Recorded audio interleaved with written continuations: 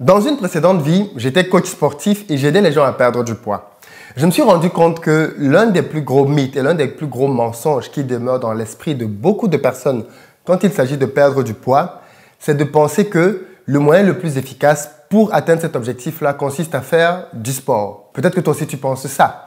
Et pourtant, des études ont démontré aujourd'hui à foison qu'en réalité, l'impact du sport dans la perte de poids est vraiment minime. En réalité, pratiquement 85% de la perte de poids va être déterminée par ton alimentation. Tu as bien entendu, ton alimentation. Ce n'est pas le sport le facteur majeur, mais plutôt l'alimentation. C'est donc pour ça que tu as des gens qui se tuent au sport, qui vont à la salle de sport parfois 3-4 fois par semaine même, mais qui ont beaucoup de mal à réellement perdre du poids. Et ceci depuis plusieurs années. C'est donc clairement une arnaque de te faire croire que parce que tu vas multiplier les séances de sport, tu vas perdre du poids. Pas du tout. Là où il y a réellement lieu de travailler pour perdre du poids, c'est dans ton assiette. Et clairement, le sport ne sera qu'un accélérateur pour ta perte de poids et il va te permettre par contre d'avoir énormément de bénéfices pour ta santé. Au niveau de l'argent, il y a malheureusement la même logique. Beaucoup de personnes pensent que pour s'enrichir, ils doivent faire un certain nombre de choses. Et malheureusement, dans leur propre vie, ils ont encore des habitudes qui les clouent complètement au sol. Et donc, ce que je me propose de faire dans cette vidéo, c'est simplement de faire avec toi un quiz, un test, dans lequel je vais te proposer 8 dépenses majeures que font les pauvres. L'idée ici, c'est de te permettre d'avoir une sorte de miroir par rapport à ta vie, un révélateur pour te montrer où est-ce que tu en es réellement.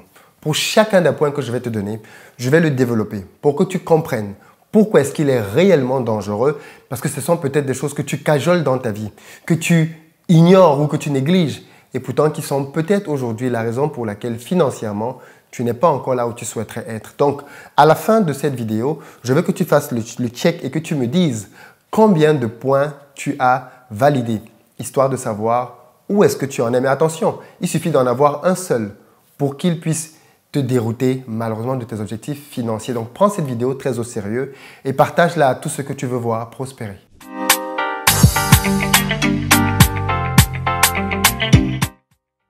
Salut à toi et bienvenue sur ma chaîne. Moi, c'est Philippe Simo et ici, je te parle d'entrepreneuriat et d'investissement parce que je suis convaincu que ce sont les deux piliers sur lesquels la communauté noire doit s'appuyer pour émerger. Donc, si toi aussi tu veux faire partie de cette belle aventure, je t'invite à faire deux choses tout de suite. La première, abonne-toi à cette chaîne et active les notifications pour être informé de l'apparition de toutes nos vidéos business comme celle-ci qui vont t'apporter du bon contenu. Investir au pays est la première chaîne business dédiée à la communauté noire. Tu vas donc trouver ici les meilleurs conseils, astuces et interviews d'entrepreneurs qui vont t'aider à aller un peu plus loin. Et puis, deuxième chose, va dans la barre de description pour recevoir le petit cadeau que je t'offre qui est un petit livret que j'ai écrit intitulé « 10 bonnes raisons de devenir entrepreneur ».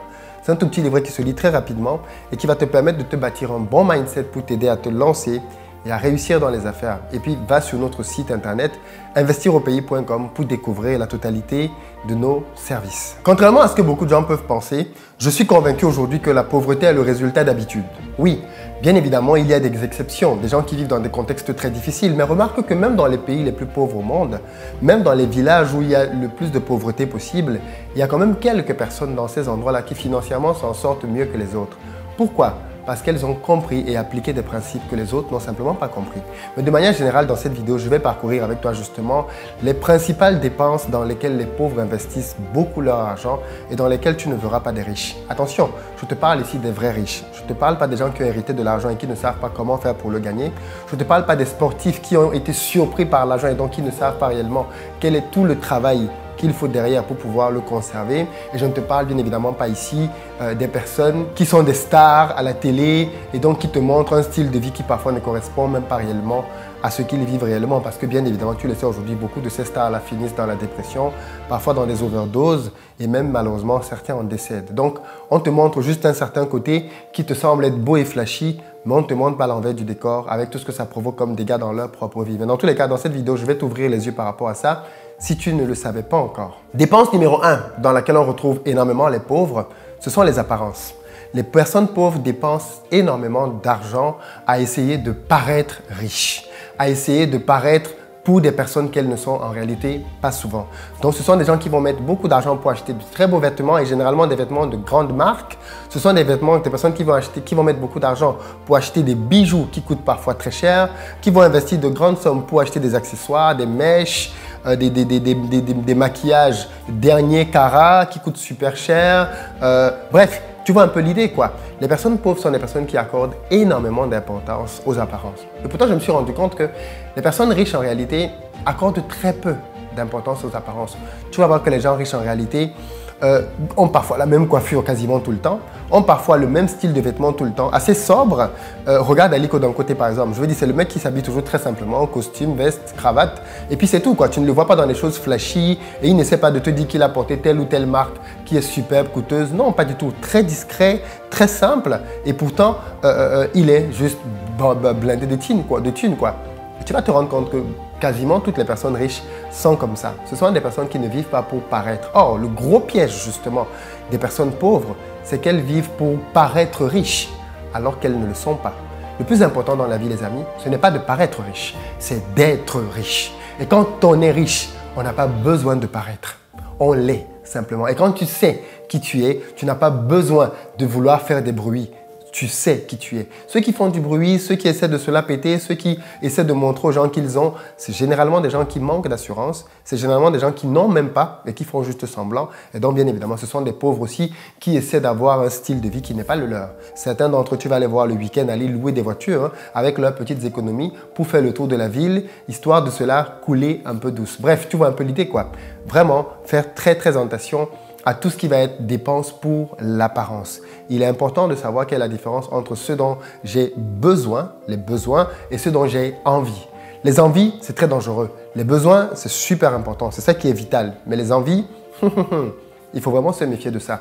D'autant plus que dans notre culture maintenant, on est dans une culture, une fois de plus, de l'apparence. Une culture dans laquelle il faut qu'on prenne les belles photos sur les réseaux sociaux. Et donc tout ceci amplifie le désir de paraître sous son meilleur angle, parce qu'on ne sait jamais sur qui la photo va tomber, parce qu'on ne sait jamais ce que les autres vont penser de nous, ainsi de suite, ainsi de suite. Tu vois un peu le truc quoi. Faire très très très attention aux dépenses sur les apparences. Je ne sais pas si ce point te concerne, mais en tout cas c'est un point fondamental. Et deuxième dépense dans laquelle je vois beaucoup de pauvres être mêlés, ce sont les jeux de hasard. Je ne sais pas si tu as remarqué, mais les gens passent beaucoup de temps à mettre leur argent dans les paris sportifs. La preuve, tu n'as qu'à voir toutes les publicités des sociétés de paris sportifs qui émergent partout. Et puis pour ceux qui connaissent un peu le continent africain, le PMU là-bas, c'est juste une entreprise qui se brasse énormément d'argent. Tu sais, le PMU pour les paris mutuels pour les chevaux. Tu vois des papas de famille, les mamans même, qui viennent, jouent du matin au soir toutes leurs petites économies en espérant gagner. Pourquoi? L'argent facile. Ils espèrent être victorieux simplement parce qu'ils ont mis de l'argent pour pouvoir parier sur un cheval qu'ils ne connaissent même pas, dont ils ne connaissent pas les entraînements, dont ils ne savent rien, parce qu'ils veulent l'argent facile. Donc, clairement, les dépenses hasardeuses comme celle-là, ce sont des dépenses à bannir parce qu'elles traduisent malheureusement un très très mauvais mindset, le mindset de la paresse qui consiste à vouloir récolter ce que tu n'as pas semé. La richesse est le produit du travail. Et malheureusement, ces personnes-là qui sont dans les jeux de hasard veulent récolter ce qu'elles n'ont pas semé. Et ça, bien évidemment, c'est très dangereux et à bannir. Es-tu concerné par les jeux?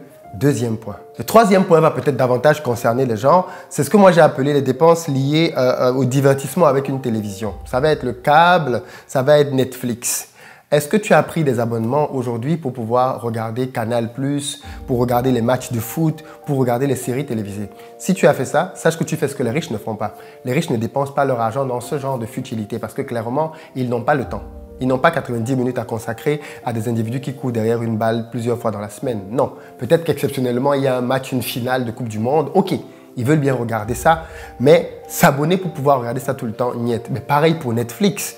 Qu'est-ce qu'il y a à aller dépenser son argent pour aller regarder des séries télévisées? Je veux dire, un entrepreneur est tellement occupé qu'il se bat pour pouvoir trouver du temps pour passer avec sa famille, qu'il ne va pas en plus venir le passer devant une télévision à regarder des films et des feuilletons en longueur de journée. Attention, regarder un film en passant, pourquoi pas? Mais prendre un abonnement qui suppose regarder tout le temps, ça c'est bien évidemment très très très dangereux. Donc clairement, les dépenses de télé, Netflix, câbles et autres, ce sont des dépenses de pauvres. Je suis désolé de vous le dire comme ça, mais c'est clairement des dépenses de pauvres. Il faut que tu entendes ça aujourd'hui. Toi qui es peut-être fan abonné à Netflix et qui connais toutes les séries au monde entier, qui ne t'ont en réalité jamais rien apporté dans ta vie, si ce n'est juste te faire rêver et te faire vivre dans un monde imaginaire. Reviens sur Terre.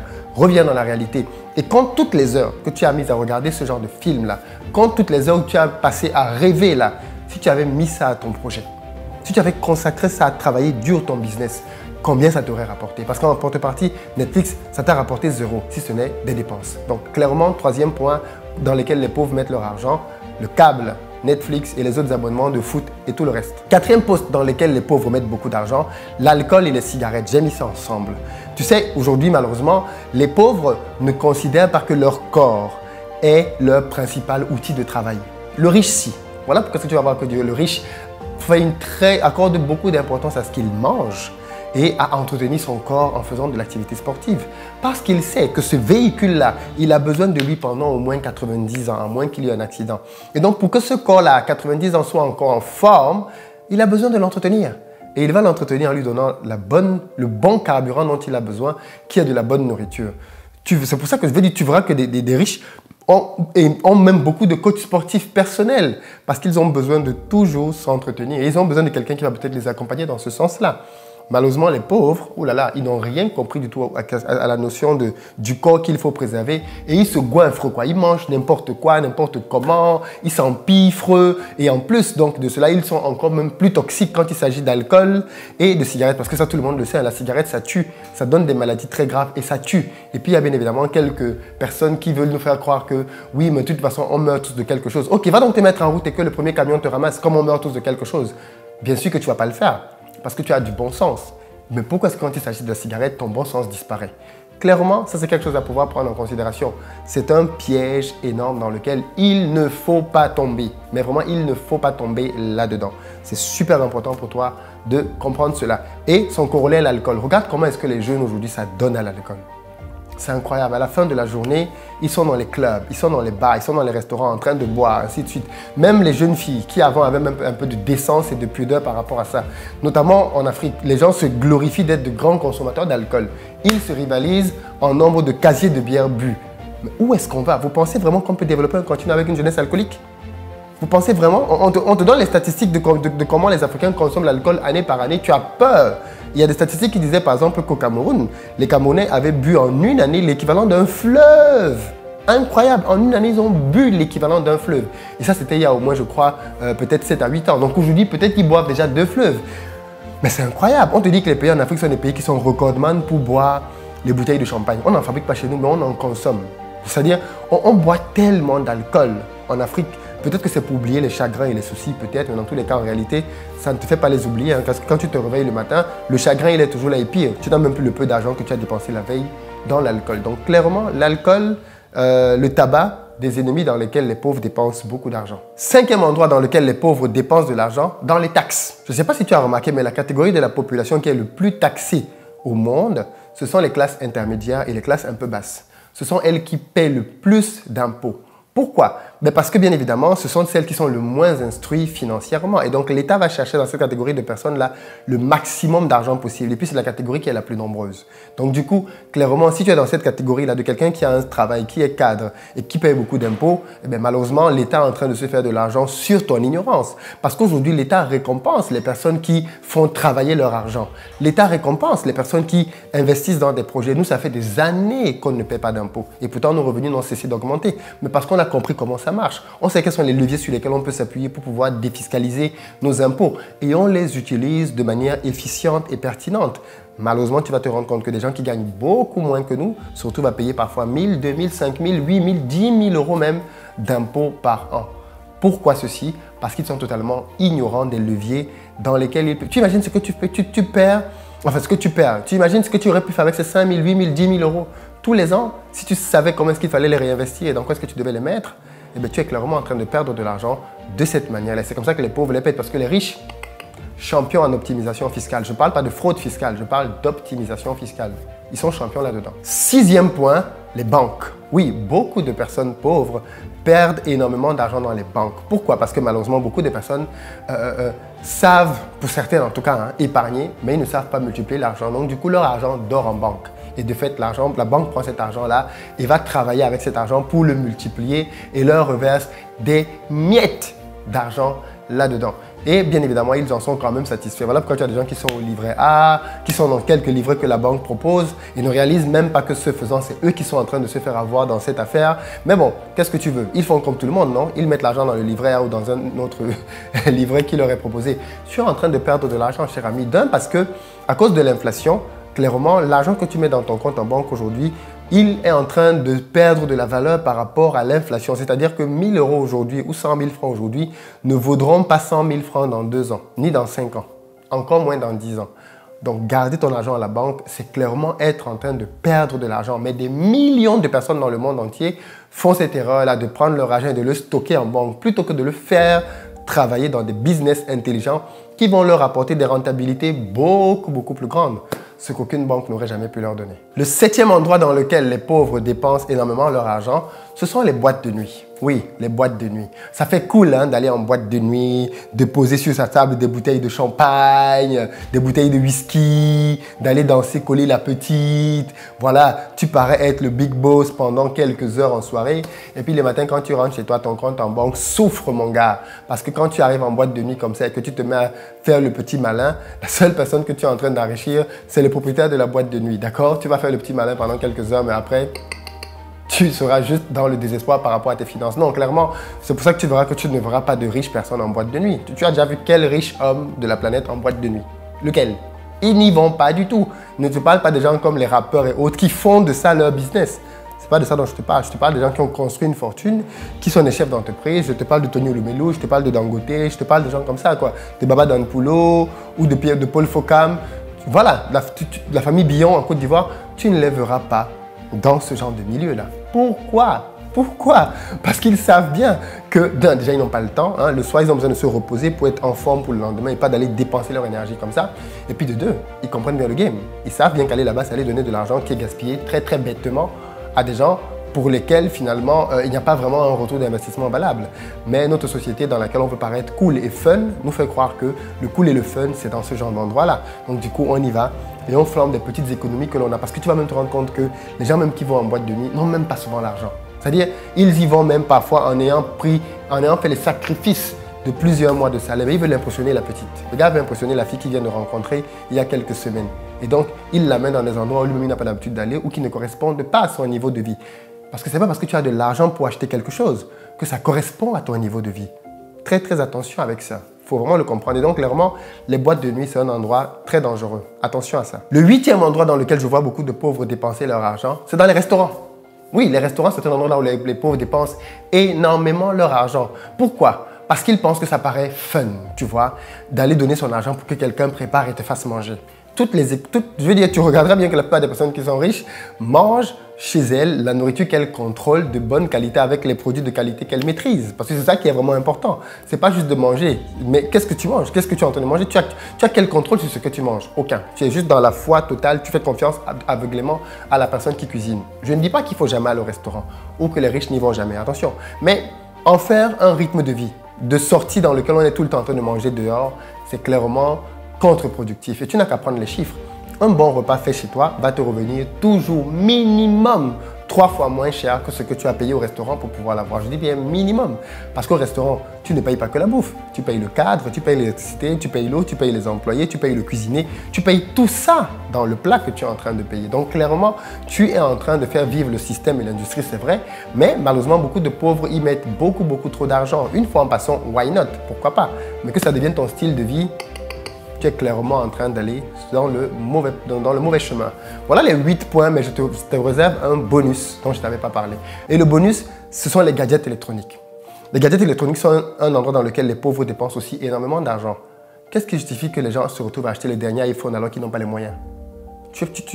Au nom de quoi tu t'achètes le dernier iPhone? Ça correspond à ton niveau de vie?